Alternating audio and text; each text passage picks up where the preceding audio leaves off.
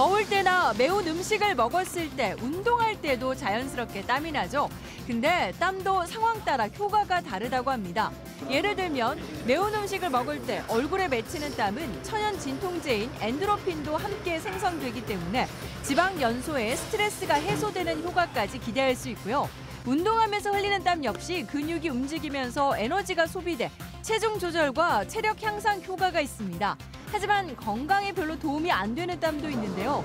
너무 더워서 흘리거나 사우나에서 나는 땀은 체온 조절을 위해 생성되는 것이기 때문에 수분이 손실되면서 체력만 고갈되는데요. 몸에 쌓인 독소를 빼려고 사우나에 간다는 사람도 있지만 땀을 통한 노폐물 배출 효과는 거의 없다고 하네요. 온도 변화에 취약한 일부 의약품은 음식과 마찬가지로 고온에서 변질될 수 있는데요. 대표적으로 습기에 약하고 보관 기간이 짧은 가루약은 밀폐용기에 넣어둬야 덩어리째 뭉치는 것을 방지할 수 있고요. 어린이가 주로 복용하는 항생제 시럽은 온도에 민감하고 습기를 빨아들이는 성질이 있기 때문에 냉장 보관해야 하는데요. 혹시라도 상온에 보관해 색깔이 변했다면 복용을 중단해야 합니다.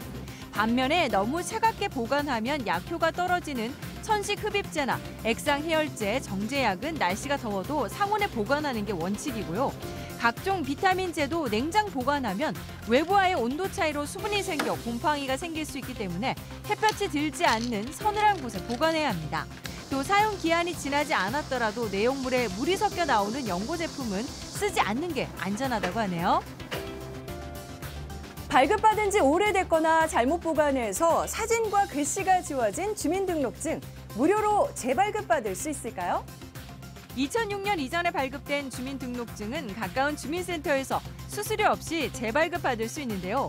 시간이 지나 자연적으로 훼손됐거나 재해, 재난으로 성형수술을 받아서 용모가 달라졌을 때는 수수료를 내지 않아도 됩니다. 다만 수수료 5,000원을 내야 하는 경우도 있는데요. 본인 실수나 고의로 주민등록증을 훼손한 경우 미용 목적 등 성형수술로 용모가 바뀌었을 때, 분실해서 기존 주민등록증을 반납할 수 없을 때도 비용이 듭니다. 주민센터에 갈 시간이 없으면 민원24 사이트에서도 재발급 신청을 할 수 있고요. 등기 우편으로 수령하면 수수료 3,100원이 추가로 부과된다고 하네요. 수영복이나 물놀이 용품은 쓰고 나서 올바르게 관리해야 오래 사용할 수 있는데요. 특히 수영복은 소독약 성분을 깨끗이 헹구지 않으면 소재가 망가져 입을 수 없게 되고요. 젖은 상태로 오래 두면 곰팡이가 생기거나 색깔이 변하기 때문에 바로 세탁해야 합니다. 세탁기나 탈수기 사용은 절대 금지. 식초를 한 숟갈 넣은 물에 30분 담가뒀다가 깨끗이 헹궈서 뒤집어 말리고요. 수영모자 역시 같은 방법으로 씻어서 가운데 종이를 넣어 모양을 잡아 보관하면 됩니다. 물안경은 중성세 제품 물에 흔들어 씻은 다음 완전히 건조해 케이스에 넣어두시고요. 튜브나 비치볼 같은 물놀이 용품 역시 관리가 중요한데요. 이물질을 털어내고 수돗물로 헹궈서 바람을 뺀 튜브는 접어서 보관해야 하는데 겹쳐지는 부분에 신문지를 끼우거나 밀가루, 베이비 파우더를 뿌려두면 고무끼리 달라붙어 망가지는 것을 막을 수 있다는군요. 지금까지 스마트 리빙이었습니다.